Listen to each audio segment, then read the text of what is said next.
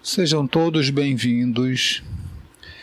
Mais uma vez estamos aqui para um trabalho de divulgação da doutrina espírita na sua forma online, né? Por um motivo de força maior, mas lembrando que o que importa é estarmos trabalhando, servindo ao Cristo. Hoje o nosso tema será: ninguém é profeta em sua terra.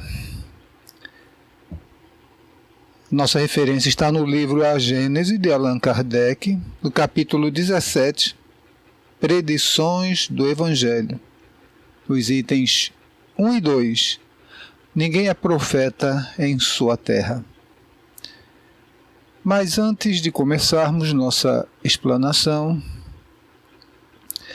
nós vamos fazer a nossa prece habitual no início de qualquer trabalho. Então, elevemos o nosso pensamento, lembremos de Deus, do Mestre Jesus, e vamos orar. Pai de infinita bondade, sabemos que és bondoso, misericordioso e justo, Senhor. E te pedimos, nos ajuda, nos fortalece, principalmente nos momentos difíceis, onde costumamos fraquejar. Sabemos que somos imperfeitos, que temos muito a aprender. E também sabemos, Senhor, que sem Ti nada somos. Por favor, que possamos ter as bênçãos da Tua proteção, da Tua divina paz, do Teu amor nos envolvendo em todos os momentos da nossa caminhada. Fica conosco hoje e sempre. Bem,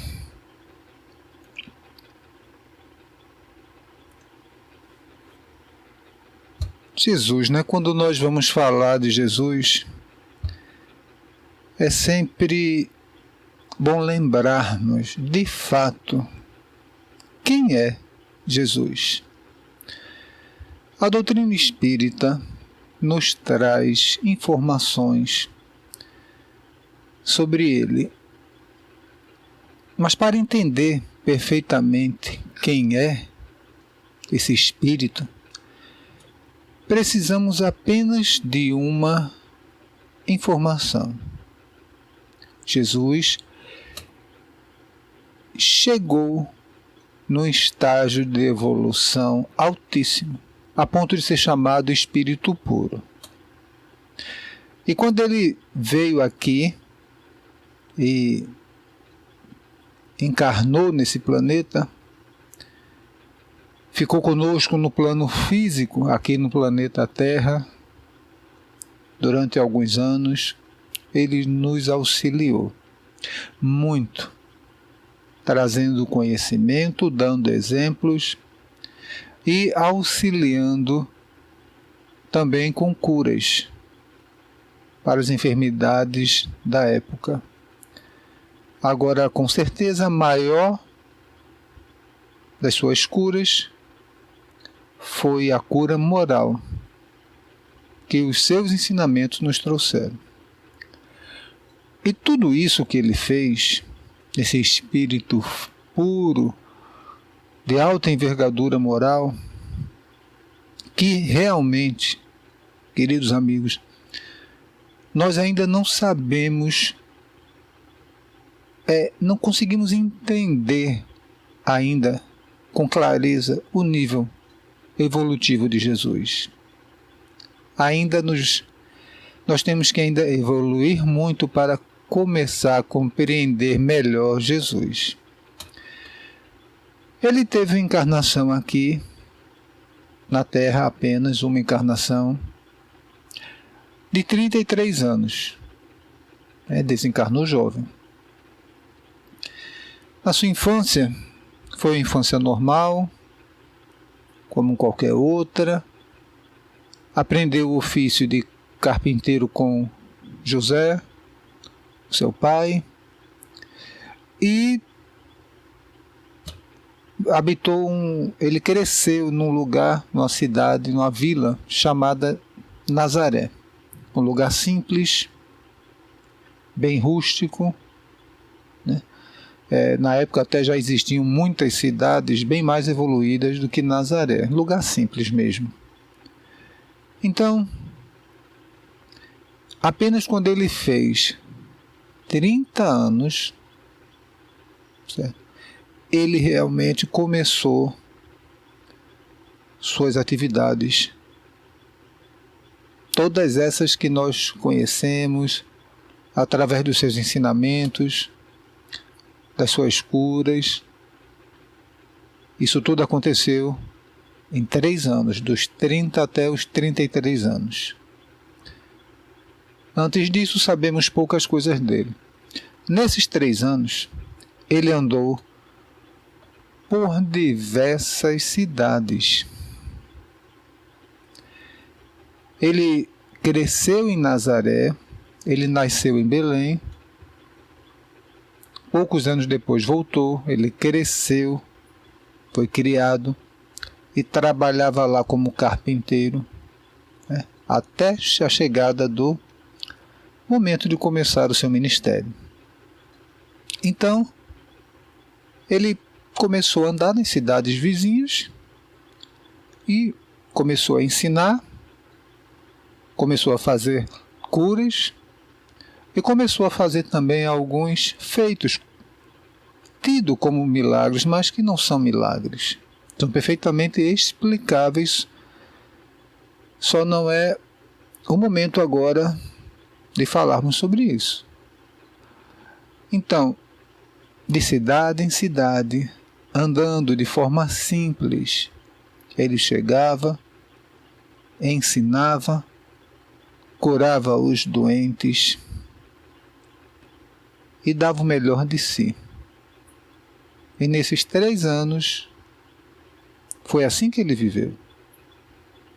Andando de cidade em cidade, numa vida simples, mas com uma dignidade, com uma dedicação, com uma disciplina ímpar nesse ministério. Então, nessas indas e vindas nas cidades e nas vilas de sua época, ali nas imediações de onde ele foi criado, em Nazaré, ele fez tudo o qual nós temos registro. Certo? Agora vem um grande questionamento. Mesmo tendo feito tudo de bom, pessoalmente, para a população da época, será que ele foi bem aceito, bem recebido em cada uma dessas cidades? Então hoje nós vamos falar em cima disso.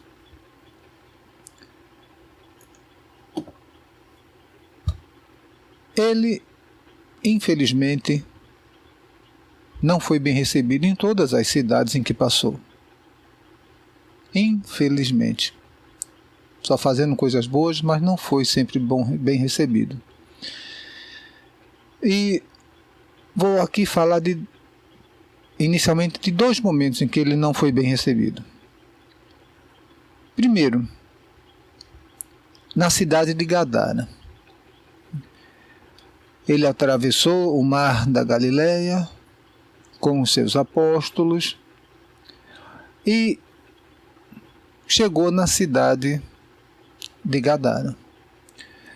Lá, os gadarenos tinham uma atividade muito de suinocultura, eles criavam porcos.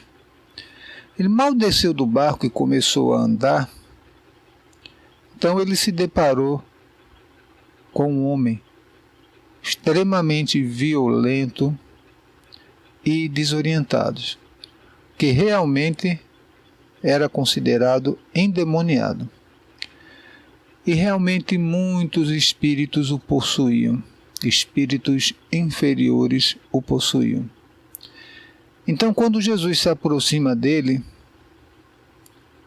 esses espíritos, um deles diz: que queres conosco, Jesus Altíssimo? Não nos incomode. Então Jesus pergunta: qual é o seu nome? Nós somos legião, porque somos muitos. E eles, já dando a entender que sabiam quem era o mestre, pedem: não, se vai nos expulsar deste homem, permita que nós possamos ir em direção à manada de porcos ali perto. Então Jesus diz, autoriza que assim seja, e os espíritos saem de sintonia com aquela criatura e vão em direção aos porcos. Os porcos se assustam, se desesperam, saem correndo e na direção do precipício e caem e morrem.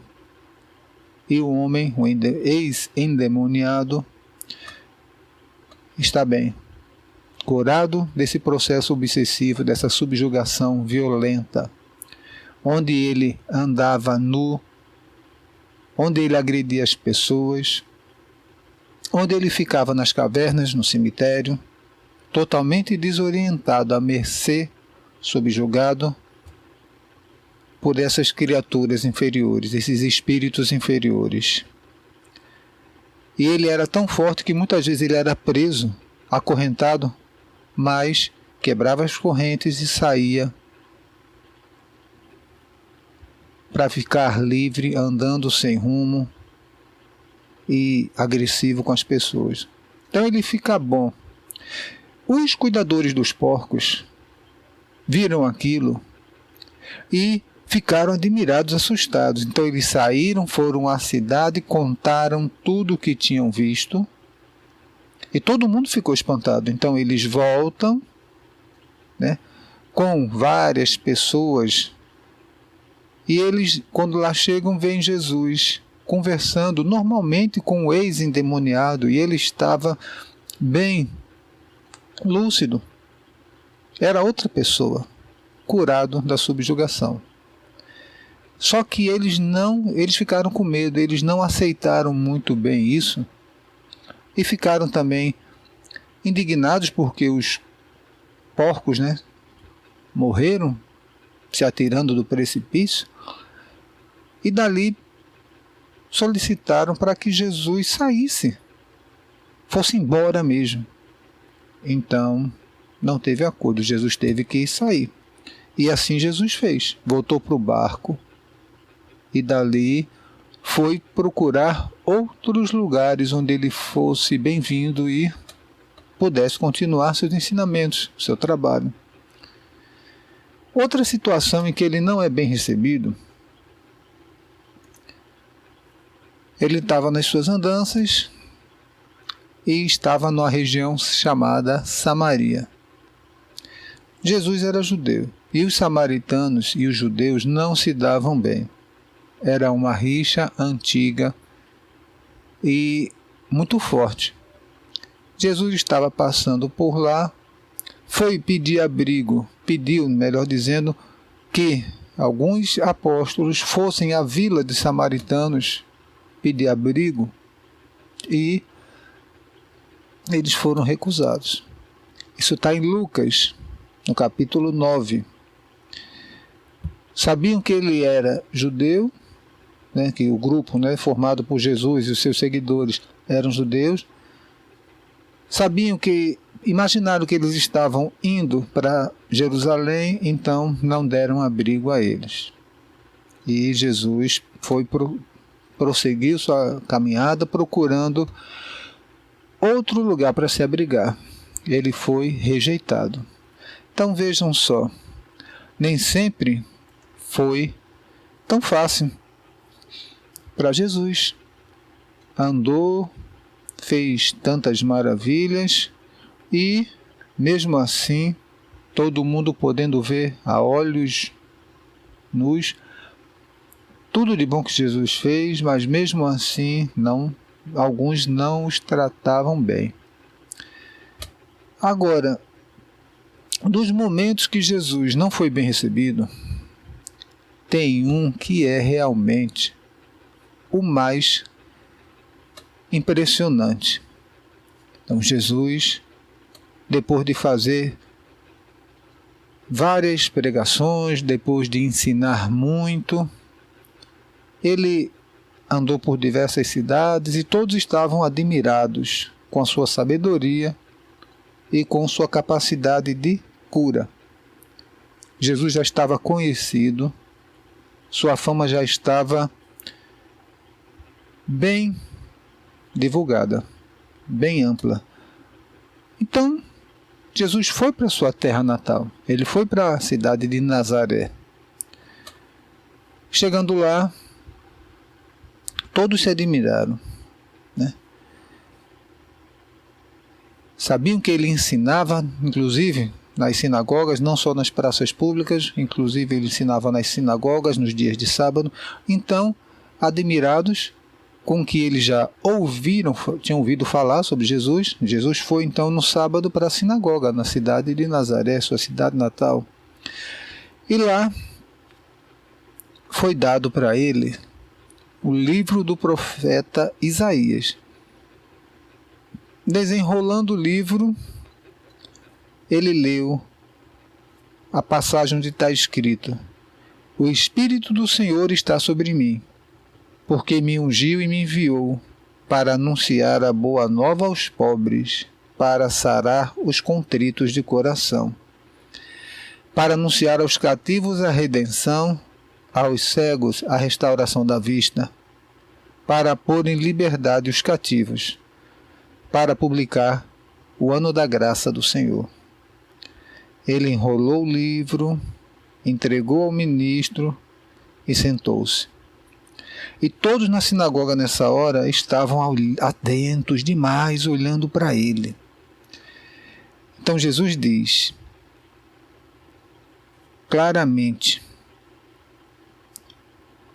sem dúvida,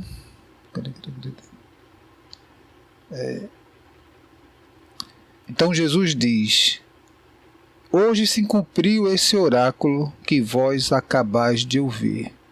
Então, quando Jesus diz isso, todos que estavam atentos olhando para ele começam a ficar assim: peraí, esse não é o carpinteiro daqui de Nazaré? Não é o filho de José e de Maria? Não é ele irmão de outros que aqui nasceram e cresceram? Não é ele que nós vimos crescer aqui, junto com as outras crianças? Como é que ele chega e diz uma coisa dessa, se achando o Messias? Então, o clima começou a ficar complicado. Eles ficaram irritados, coléricos com isso. Simplesmente, naquele clima de exaltação, de nervosismo, chamaram Jesus, carregaram ele à força e o conduziram até a beira de um precipício. Porque eles queriam jogar Jesus do precipício. Essa reação Jesus não tinha encontrado em nenhuma cidade pela qual ele passou. Ele foi até rejeitado, certo? Como eu citei aqui, na cidade de Gadara e na Samaria, numa cidade da Samaria. Mas não chegou a esse ponto, a ponto dele ser arrastado para a beira do abismo para ser sacrificado, para ser morto. Uma coisa desse tipo só aconteceu ali em Nazaré, na sua terra natal. Então vejam só que situação impressionante. Na sua terra natal, onde todos o conheciam, tomaram atitude dessa. Agora vamos pensar. Por que será, de fato, que ele não foi bem recebido na sua terra natal? tentaram jogar de um precipício, onde Jesus simplesmente saiu caminhando entre eles e foi embora. Saiu de Nazaré e foi em direção, tudo indica, diretamente a Cafarnaum. E lá ele morou durante um bom tempo. Mas como é que pode ele ser recebido em tantas outras cidades ali das redondezas da Galileia e da Judéia, e na sua própria cidade natal ser recebido desse jeito, quase que é morto, né? É uma reflexão interessante. E várias dessas cidades em que ele fora bem recebido eram cidades ali próximas de Nazaré. Poxa, então, por que logo a cidade natal dele as pessoas tiveram essa reação? Então Kardec, de forma brilhante, de forma simples, nos explica isso. Não foi fácil para Jesus. Kardec, na Gênese, explica claramente isso. E é onde nós vamos começar a explanar mais detalhadamente sobre isso. Simplesmente, nós, naquela época e ainda hoje, esse ditado, né, que Jesus diz, ninguém é profeta em sua terra, é uma coisa muito mais verdadeira do que a gente imagina. Que em palavras simples, em outras palavras simples de hoje em dia, significa: não costumamos dar valor às pessoas que estão próximas. Simplesmente isso. Geralmente não damos valor às pessoas mais próximas da gente. É muito mais fácil a gente dar valor às pessoas de fora do nosso convívio do que às pessoas próximas. E é engraçado que é muito comum também nós darmos valor também às coisas dos outros do que às nossas. Kardec diz que isso é uma coisa tão delicada, tão marcante na nossa sociedade, e é uma coisa que acontece desde o início dos tempos. Então vejam só, Kardec diz assim, na Gênese: enunciou Jesus dessa forma uma verdade que é de todos os tempos, de todos os tempos, de todas as épocas, de todas as civilizações. A humanidade está no livro evolutivo que agiu desse jeito e ainda continua agindo, não dando valor ao que está próximo, às pessoas e às coisas que tem próximo de si. Prefere dar valor ao que está mais longe, a quem está mais longe. E daí nós vemos que está claro, Kardec só nessa pequena frase já deixa aí um alerta do quanto a nossa humanidade ainda precisa melhorar, evoluir, né? Depois de tanto tempo vivendo em sociedade, nós ainda não conseguimos melhorar nosso olhar em relação ao próximo. Vejam que coisa delicada. Não conseguimos melhorar a nossa forma de enxergar, de encarar, de considerar o nosso próximo. Kardec ainda diz: se poderia dar maior amplitude a esse ensinamento do Cristo, dizendo que ninguém é profeta em vida. Jesus disse: ninguém é profeta em sua terra, nenhum profeta é bem-vindo em sua terra.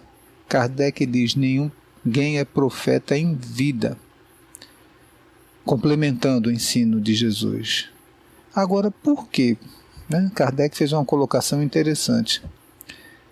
Simplesmente, é muito comum, ainda na nossa sociedade, a gente dar realmente valor a uma pessoa quando ela desencarna. A gente conviveu com a pessoa a vida toda, mas não tinha lá esse contato todo, essa aproximação toda, esse respeito todo, essa afinidade toda. Aí quando desencarna, parece que algo dá um estalo na gente e a gente começa a pensar: poxa, eu estou sentindo falta de fulano. era uma pessoa tão boa e eu não sabia. Conviveu tanto tempo comigo e eu não percebi que ele era uma pessoa tão boa. Infelizmente, isso é mais comum do que a gente imagina na nossa sociedade. Só o exemplo de Jesus, né, que viveu entre nós, fez o que fez, ajudou tanto, ensinou tanto, exemplificou tanto, foi rejeitado em vários lugares, inclusive a pior forma na sua terra natal, e foi crucificado e foi morto injustamente, e muitos só valorizaram ele realmente depois disso. Enquanto ele estava vivo, não deram valor. Quando ele foi morto, crucificado, deram valor a ele. Esse é o exemplo mais comum na sociedade, mas coisas similares acontecem no dia a dia da maioria de nós. Realmente ainda precisamos nos aprimorar muito, evoluir muito. Nossa forma de ver, de conviver, de considerar o próximo. Em vida, não depois do desencarne.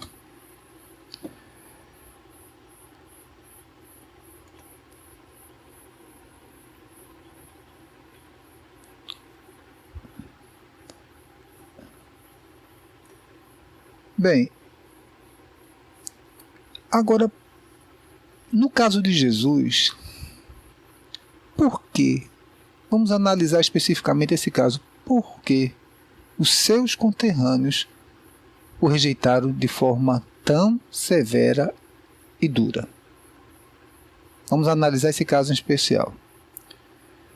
Bem, Kardec nos explica.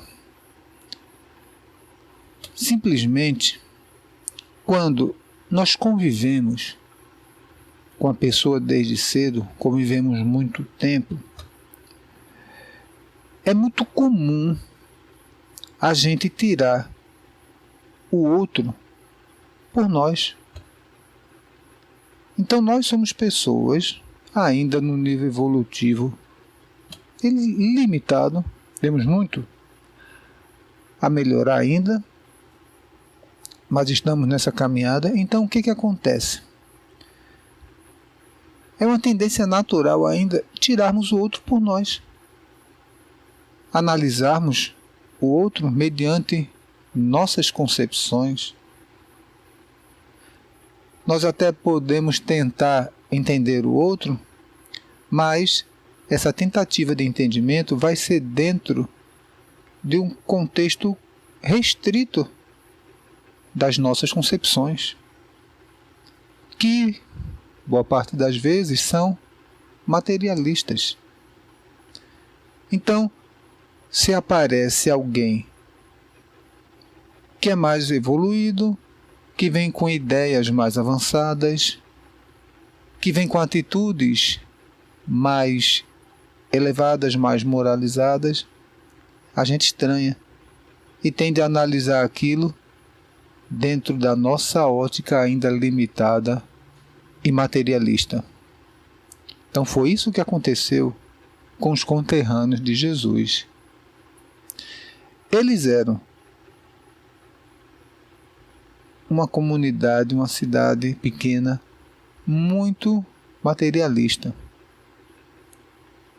muito rústica.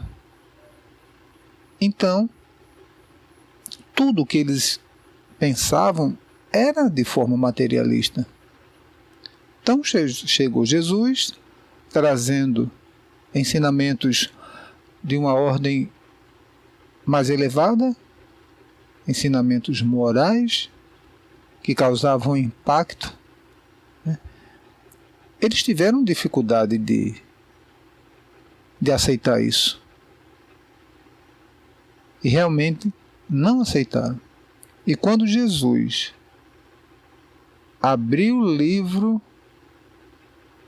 de Isaías e leu o trecho e disse que hoje se cumpriu essa escritura, em outras palavras, dizendo que ele era o Messias que estavam esperando, eles não iam aceitar, eles não aceitaram o fato de que um de seus conterrâneos, que cresceu ali, que era carpinteiro, que convivia normalmente com eles no dia a dia, como todos os outros. Eles não acharam, não aceitaram que uma pessoa assim, simples, de lá, de um meio tão simples, fosse o Messias. Eles achavam que o Messias ia ser uma pessoa diferenciada. E não é por aí. Jesus é um espírito elevado, espírito puro. Agora, ele encarnou num corpo físico semelhante ao nosso. Pelo seu nível evolutivo, claro que o corpo físico dele permitia que ele fizesse certas coisas que nós ainda não fazemos, mas o corpo físico dele, olhando para ele, era idêntico ao nosso. Era idêntico aos corpos dos seus conterrâneos. Então, aos olhos deles, Jesus era mais um no meio da multidão. Era uma pessoa simples, como eles, ignorante, como eles, e que com certeza não seria o Messias que eles estavam esperando. E eles, como eram também de uma natureza dura, eles tinham ideias de punição bem duras, pesadas. A atitude deles foi realmente tentar matar Jesus. Não chegaram nem a ponto de refletir sobre tudo o que Jesus estava fazendo, para analisar. Não, peraí, vamos ver. Ele está realmente tendo esses boatos, essas conversas sobre seus ensinamentos e sobre seus feitos. Tudo o que está acontecendo está de acordo com as escrituras que falam da vinda do Messias? Não fizeram essa análise. Seria o certo a fazer. Analisar as atitudes de Jesus, analisar o que ele estava fazendo ali para as cidades ali daquela região e verificar de uma forma imparcial se tudo o que ele fazia estava de acordo com o que era esperado de um Messias. Se estava tudo de acordo com as escrituras deles. E isso não foi feito. O que aconteceu ali na cidade de Nazaré foi simplesmente rechaçar Jesus. E de forma violenta, querendo que ele fosse simplesmente jogado de um precipício. Então vejam só, né? Tirar como é complicado, difícil e equivocado. Tirar os outros por nós mesmos. Muitas vezes o que acontece é que o orgulho que ainda existe dentro de nós impede que nós percebamos a superioridade moral do nosso próximo. E muitas vezes, né, a gente pode até perceber, mas não aceita. O quê? Fulaninho fazer isso? Ele faz isso tão bem e eu não faço? Não, não pode, não aceito isso. É uma coisa que acontece, é uma tendência muito comum ainda dentro de nós, no planeta Terra. E uma coisa que deve ser levada muito em consideração, pois o melhor caminho é a gente analisar direito o que está acontecendo à nossa volta, ser imparcial nas nossas considerações, analisar friamente. Ter muito cuidado quando a gente vai analisar a atitude do outro, ser compassivo, ser tolerante, de forma alguma dar margem à impulsividade, como os conterrâneos de Jesus fizeram com ele, na cólera, no impulso colérico, tentaram matá-lo. Isso é proveniente simplesmente do orgulho que ainda existe em nós. Então vejam só como essa chaga da humanidade é perigosa, como ela precisa ser trabalhada, eliminada ali dentro de nós. O orgulho é a pior chaga da humanidade. E às vezes, quando a gente fica só com raiva, com rancor da pessoa, só porque ela é melhor do que a gente em determinado aspecto, é um erro, mas menos mal. Pior é quando a gente começa a tomar atitudes para prejudicar, para ofuscar e para prejudicar essa pessoa. Ao invés de pensarmos, não, que bom que eu tenho fulaninho perto de mim. E ele é tão lúcido, ele é tão evoluído, ele sabe fazer isso tão bem. Eu vou aprender com ele. Isso seria o comportamento correto.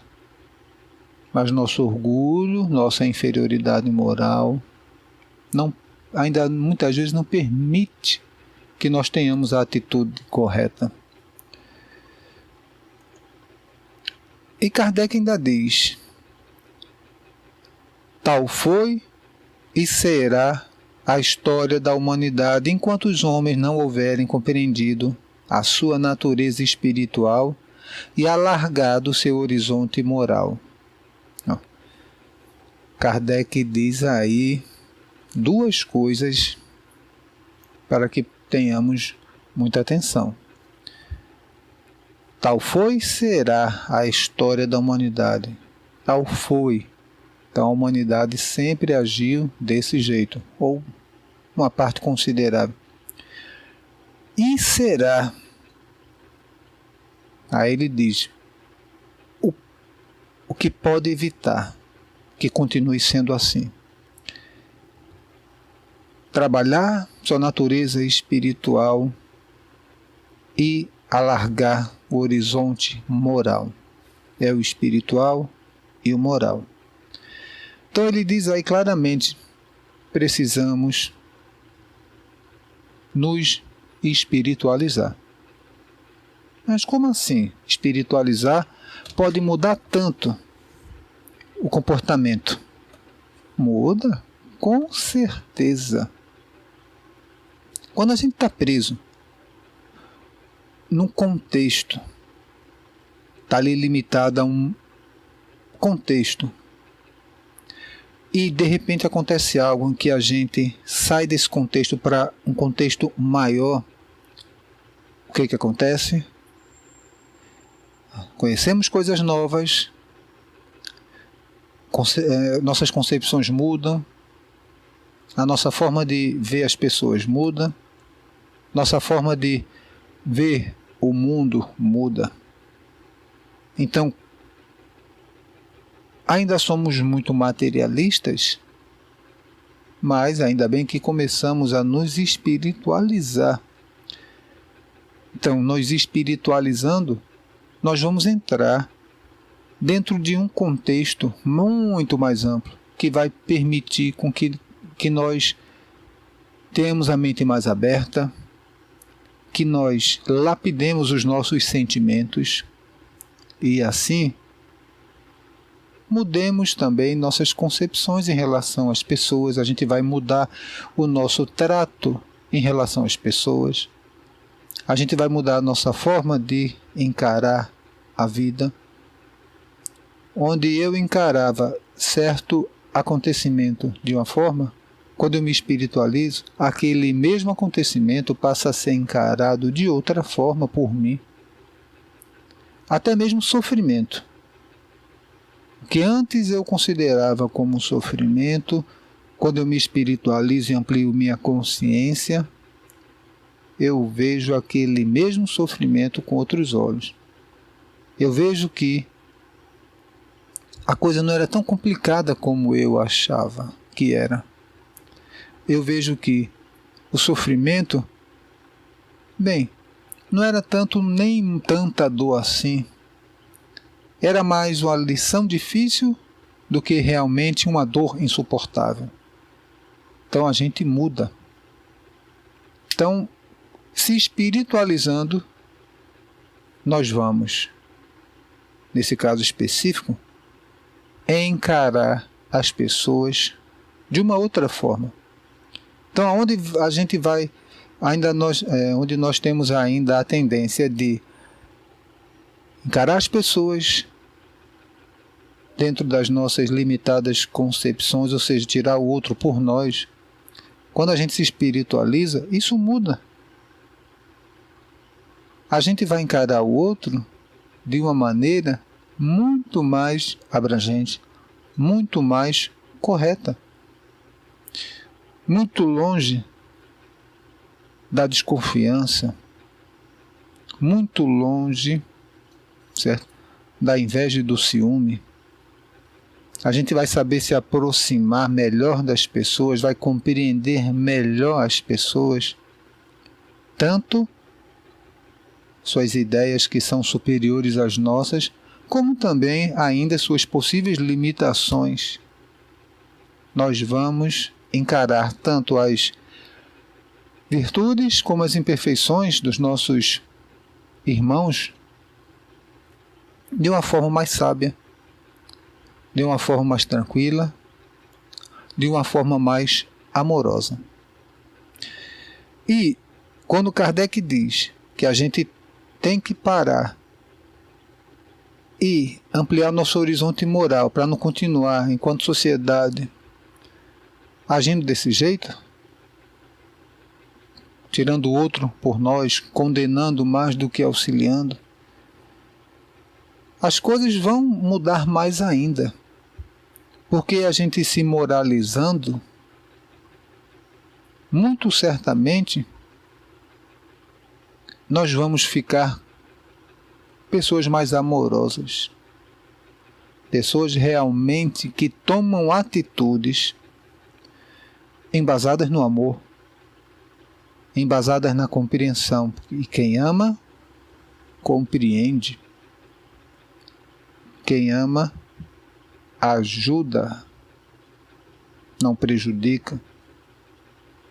Então, quando nós melhorarmos moralmente, a ponto de fazer crescer em nós o amor, como isso vai nos ajudar a encarar as pessoas de uma forma melhor, de uma forma verdadeiramente amorosa e justa, onde nós não vamos ter condenações. Claro que teremos capacidade e lucidez de discernir, de saber quando o nosso próximo agiu certo ou se equivocou. Mas não teremos dentro de nós aquela atitude instintiva de condenar. Não teremos dentro de nós mais aquela atitude instintiva de não achar bom se o meu próximo em alguma coisa é superior a mim. Muito pelo contrário, nós ficaremos felizes, nós não vamos mais ficar com ciúme, nós não vamos mais,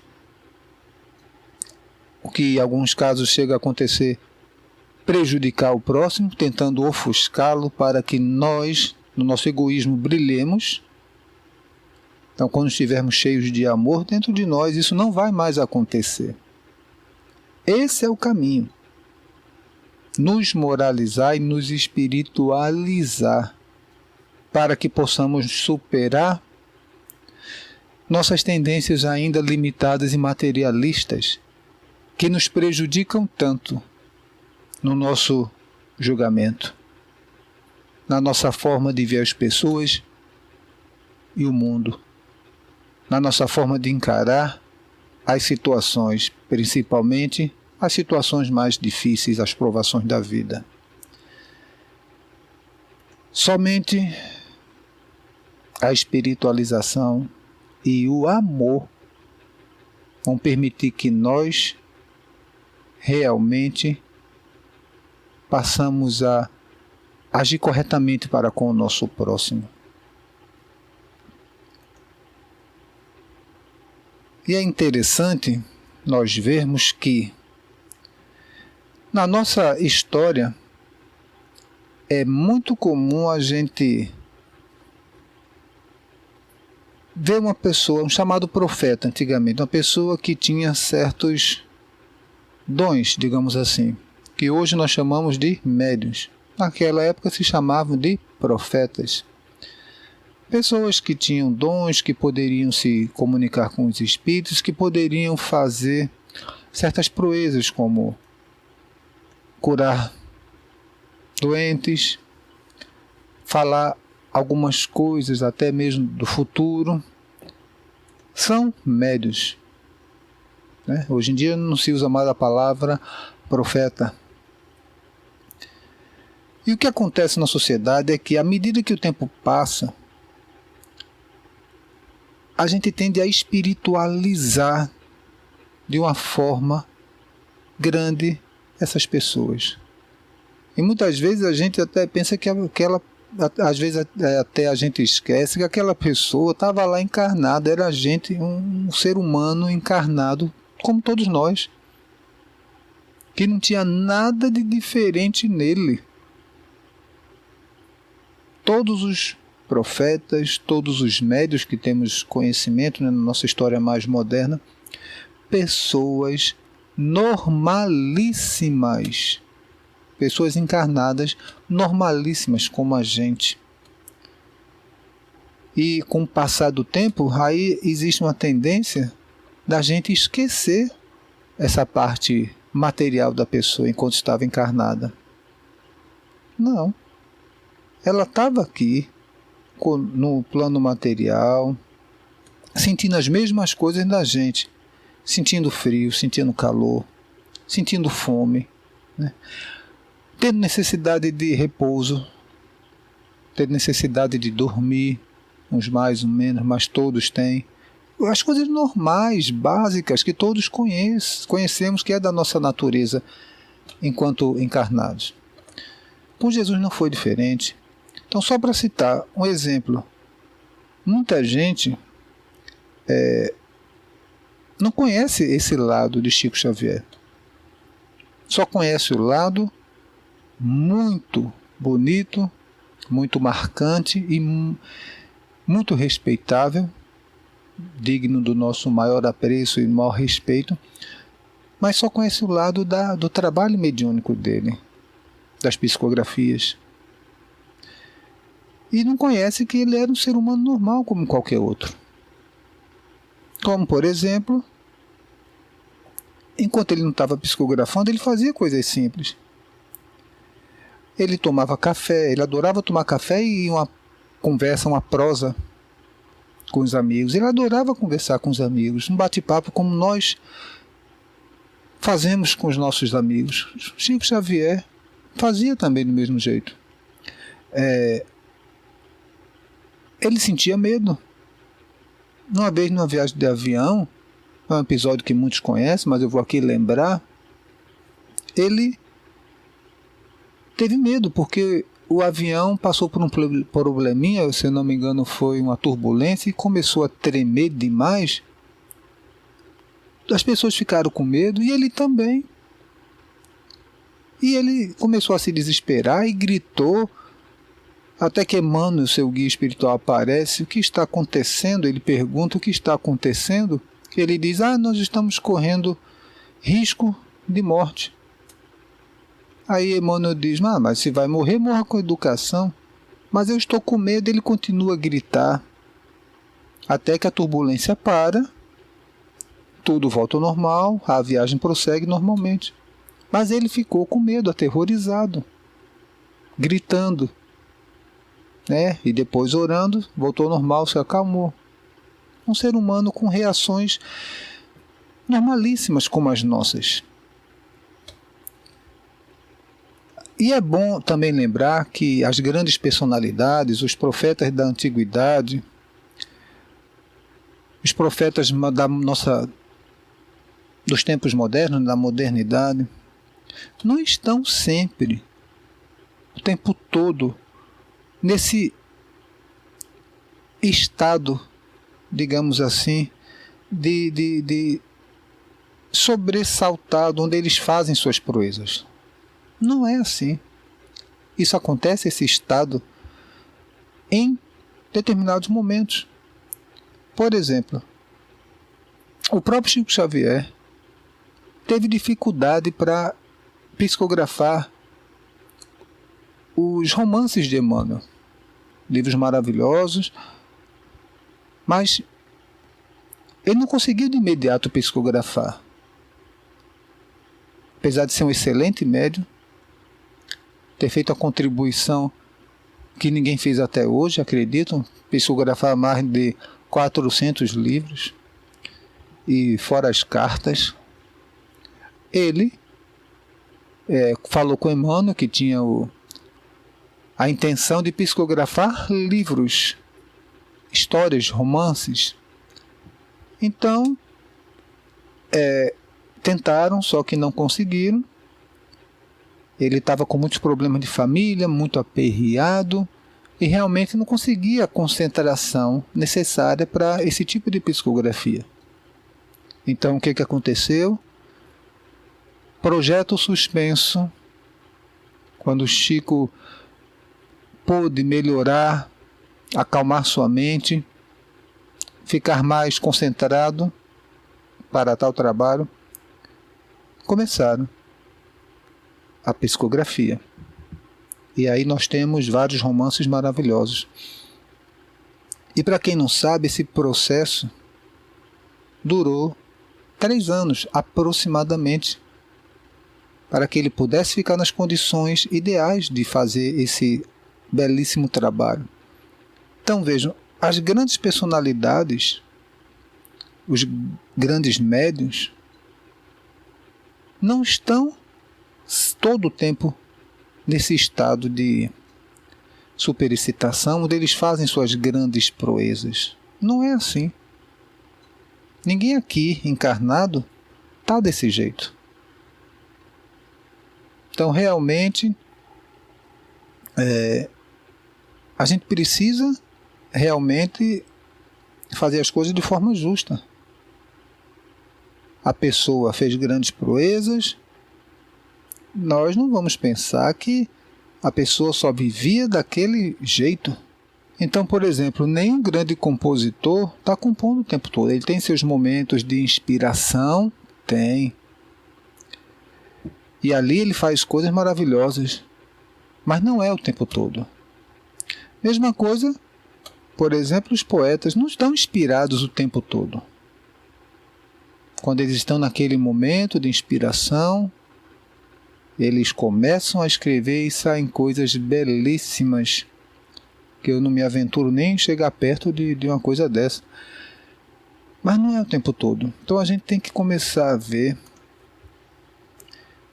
que essa tendência de espiritualizar, deixando totalmente de lado o aspecto material dos nossos irmãos, é uma coisa equivocada. É uma tendência, mas que a gente tem que repensar. Então, assim, Jesus, para nós finalizarmos, foi tão mal compreendido pelos seus conterrâneos que chegou ao ponto de até mesmo seus parentes, sua família, seus irmãos,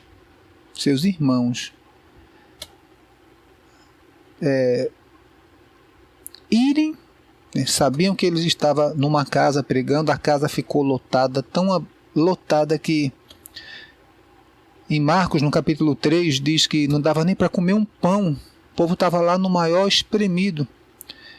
Eles vão até lá, eles ficam sabendo disso e têm a iniciativa de ir até lá para tirar Jesus de lá, dizendo que ele está fora de si. Queriam prender Jesus, dizendo que ele estava fora de si. Então vejam só como ele foi mal compreendido pelos seus conterrâneos e até mesmo pela sua família.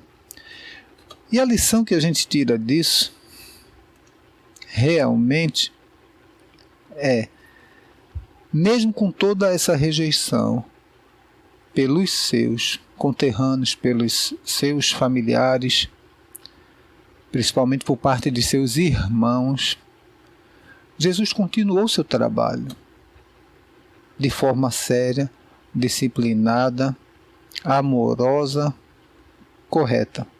Ele continuou, não deixou que isso lhe abatesse. Não que isso não lhe causasse nenhum incômodo, que causava, mas não chegava ao ponto dele desistir da tarefa. E muitas vezes a gente, na primeira dificuldade, quer parar, quer desistir. Mesmo um trabalho sendo um trabalho justo, um trabalho sério, aparece uma dificuldade, aí nossa precipitação, nosso orgulho, faz com que a gente tenha a reação automática de querer desistir. Vejam só que absurdo. Pensemos no exemplo do mestre. Ele continuou fazendo o seu trabalho, né? E é muito comum então nós termos alguma divergência com algum amigo da gente, alguma pessoa próxima da gente, e a gente fica indignado. A gente já quer cortar relações, já quer se afastar, já fica intrigado. Aí não quero mais ver fulano, não suporto mais ver ciclano, eu não quero mais ver a cara dele na minha frente. E a gente tem esse tipo de reação radical. E aí a gente pensa, né? Jesus não condenou ninguém. Foi maltratado, foi rechaçado por muitas cidades, principalmente a sua cidade natal, uma coisa que deve incomodar, doer muito mais, mas não ficou com raiva de ninguém. Muito pelo contrário, a prova que realmente isso não aconteceu, que ele não teve ressentimento, obviamente, é que ele continuou sua missão, trazendo tudo de bom, ensinamentos, exemplos, lições que são atuais até hoje, profundas, que não perderam valor, que não perderam a essência, que não perderam a importância, mesmo depois de mais de 2000 anos. As lições dele continuam atualíssimas, importantíssimas para nós. Então que possamos, quando aparecer uma dificuldade, no convívio com alguém, quando aparecer uma dificuldade com algum trabalho que estejamos realizando, lembremos de Jesus, lembremos do seu exemplo e tentemos fazer o mesmo.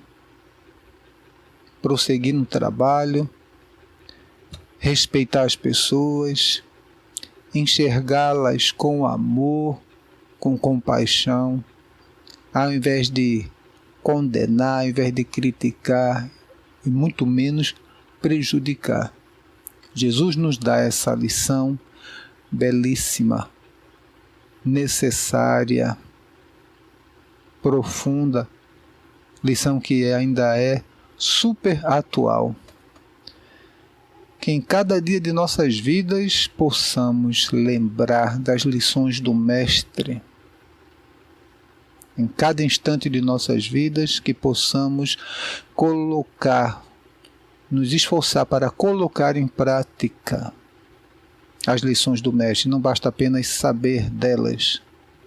Nós temos que, de fato, com boa vontade, acreditando, colocar essas lições na prática, principalmente no que diz respeito ao nosso próximo.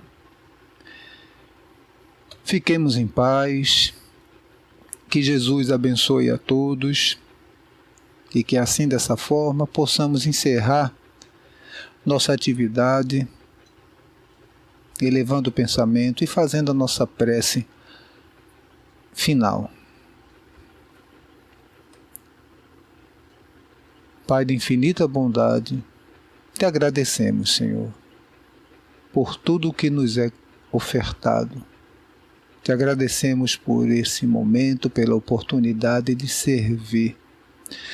Te agradecemos por todo ensinamento que nos é ofertado. Dai-nos força, Senhor, para que possamos colocar esses maravilhosos ensinamentos em prática. Nos ajuda, Senhor, a ficarmos mais sensíveis para que possamos internalizar os ensinamentos do Mestre Jesus em toda a sua plenitude, em toda a sua profundidade, toda a sua abrangência. Nos envolve na tua paz e no teu amor, hoje e sempre.